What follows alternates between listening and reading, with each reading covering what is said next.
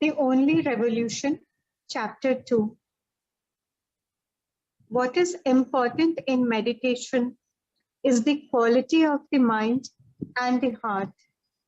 It is not what you achieve or what you say you attain, but rather the quality of a mind that is innocent and vulnerable.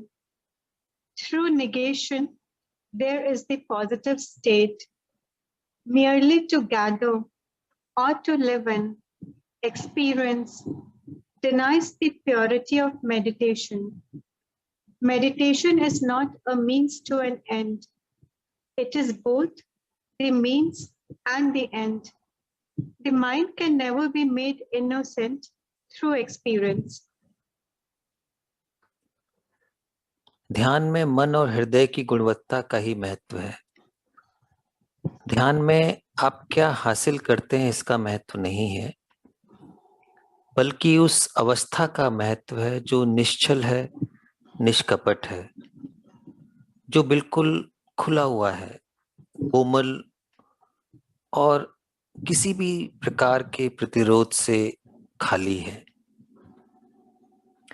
निषेध से ही हम उस सत्य तक पहुंच सकते हैं। अनुभवों को सिर्फ इकट्ठा करते जाना ध्यान की शुद्धता को समाप्त कर देता है। ध्यान कुछ पाने का साधन नहीं है, यह साधन और साध्य दोनों है। It is the negation of experience that brings about that positive state of innocency, which cannot be cultivated by thought. Thought is never innocent. Meditation is the ending of thought, not by the meditator, for the meditator is the meditation. If there is no meditation, then you are like a blind man in a world of great beauty, light and color. तो यहाँ पर जय कृष्णमूर्ति ध्यान और एक जो निष्कपट मन है उसके संबंध के बारे में कह रहे हैं कि जो हमारा मन है वह किसी अनुभव के द्वारा निश्चल नहीं बनाया जा सकता है, बल्कि जब सारे अनुभवों का निषेध हो जाता है तब वह निश्चलता, वह निष्कपटता आती है जो विचार पैदा नहीं कर सकता है, क्योंकि विचार तो कभी निष्कपट है ही नहीं। ध्यान विचार का अंत है और यह विचार का अंत ध्यानकर्ता के द्वारा नहीं होता है, क्योंकि ध्यानकर्ता अपने आप में ध्यान है। यदि आपको ध्यान का पता नहीं है तो आप उसी अंधे व्यक्ति की तरह हैं जो संसार की, इस विश्व की महान खूबसूरती, इसका जो प्रकाश है, इसके जो रंग है, उससे अछूते हैं। Wander by the seashore and let this meditative quality come upon you. If it does, don't pursue it. What you pursue will be the memory of what it was, and what was is the death of what is. Or when you wander among the hills, let everything tell you the beauty and the pain of life, so that you awaken to your own sorrow and to the ending of it. Meditation is the root, the plant, the flower, and the fruit. It is words that divide the fruit, the flower, the plant, and the root. In this separation, action does not bring about goodness. Virtue is the total perception. यहाँ पर जय कृष्णमूर्ति एक उपमा दे रहे हैं कि आप सागर के किनारे टहलिए और उस ध्यान की अवस्था को अपने भीतर उतरने दीजिए। यदि ये उतरती है तो उसके पीछे मत भागिए, क्योंकि जब आप इसके पीछे भागेंगे तो आप एक स्मृति के पीछे भाग रहे होंगे, और जो हो चुका है वह तो मृत्यु के समान है, वो अभी नहीं है। या आप पहाड़ों पर या कहीं भी आप घूम रहे हो तो उसका जो सौंदर्य है और जो जिंदगी का दर्द है उसको प्रकट होने दीजिए, ताकि आपको अपने भीतर के दुख का एहसास हो सके और उसका अंत हो सके। ध्यान जड़ है, वह पौधा है, वह फूल है और वह फल है। जो शब्द हैं वह इस सब को अलग अलग बांट देते हैं। He said he was a religious man and had wandered through many schools of different so-called holy men. He was dissatisfied with them all, and now he had taken a long journey by train and bus to come and see us, for he wanted to know how to come upon that strange world which men and saints have sought. His wife and children sat very silent and respectful, and on a branch just outside the window sat a dove, light brown, softly cooing to itself. The man never looked at it, and the children, with their mother, sat rigid, nervous, and unsmiling. जी कृष्णमूर्ति से मिलने के लिए एक व्यक्ति आए हैं जो अपने आप को धार्मिक बता रहे हैं।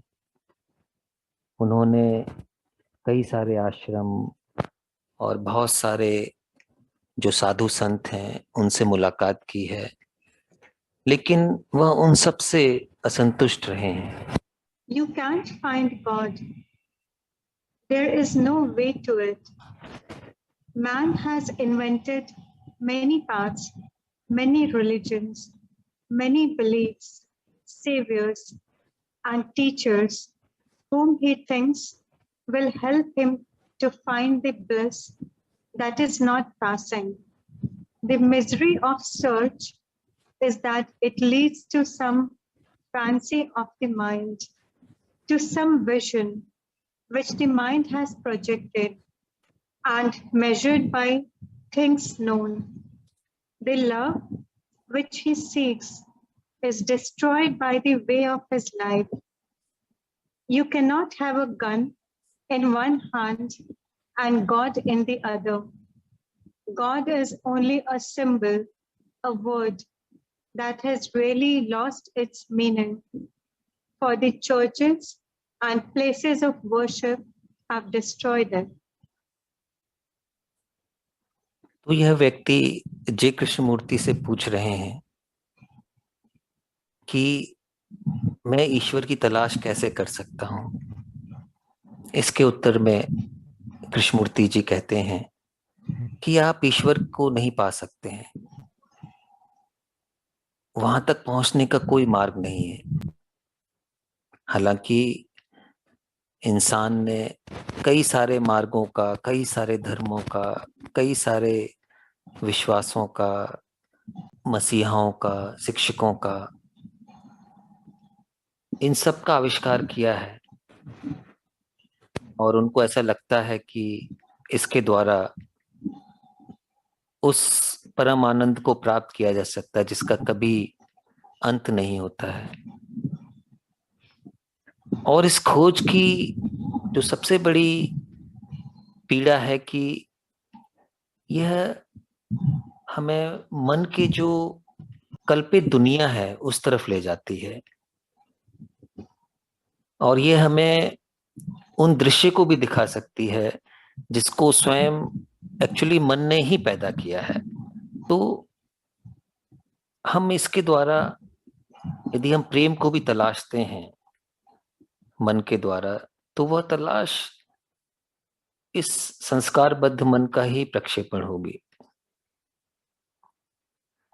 जिसे हम ईश्वर कह रहे हैं वह मात्र एक सिंबल, एक शब्द है, और जिसका सारा अर्थ खो चुका है, क्योंकि ये जितनी भी उपासना की जगह हैं, चाहे मंदिर हो, चर्च हो, उन सब ने इसको समाप्त कर दिया है। Of course, if you don't believe in God, you are like the believer. Both suffer and go through the sorrow of a short and vain life, and the bitterness of every day makes life a meaningless thing. यदि आप ईश्वर में विश्वास नहीं करते हैं तो भी कोई फर्क नहीं पड़ता है, क्योंकि जो विश्वास करता है और जो विश्वास नहीं करता है उसमें कोई बहुत अंतर नहीं है। दोनों ही दुख से गुजरते हैं और दोनों ही एक प्रकार के सतही जिंदगी को जीते हैं। Reality is not at the end of the stream of thought, and the empty heart is filled by the words of thought. We become very clever, inventing new philosophies, and then there is the bitterness of their failure. We have invented theories about how to reach the ultimate, and the devotee goes to the temple and loses himself in the imaginations of his own mind. The monk and the saint do not find that reality, for both are part of a tradition, of a culture that accepts them as being saints and monks. The dove has flown away, and the beauty of the mountain of cloud is upon the land, and truth is there where you never look. तो सत्य को आप विचारों के द्वारा नहीं पा सकते हैं, और एक ऐसा हृदय जो सूना है वह शब्दों से भरा हुआ है, और सारे शब्द उसी स्मृति से, विचार से ही उपजते हैं। हो सकता है कि हम बहुत ही क्लेवर हों, हम बहुत ही बुद्धिमान हों, नए नए दर्शनों का आविष्कार कर लें, लेकिन हमारे अंदर आखिरी में क्या बचता है? हमने तमाम तरह के सिद्धांत उस परम के बारे में बनाए हैं, उस ईश्वर के बारे में बनाए हैं, और जो अनुयायी हैं वह अलग अलग उपासना के स्थलों में जाते हैं और अपने मन के ही जो ख्याल हैं उसमें खो जाते हैं। चाहे कोई साधु हो, चाहे कोई संत हो, उनको भी वह ईश्वर नहीं मिलता है, क्योंकि वह एक परंपरा को ढो रहे होते हैं, एक संस्कारबद्ध संस्कृति को ढो रहे होते हैं। तो जो सत्य है वह संस्कारबद्ध मन के परे है, हमारे किसी भी प्रयासों के परे है। एक मन जो पूरी तरह से अतीत में डूबा हुआ है, विचारों में डूबा हुआ है, परंपरा में डूबा हुआ है, वह कैसे उस चीज का पता लगा सकता है जो शाश्वत है, जो इस क्षण है, जीवंत है।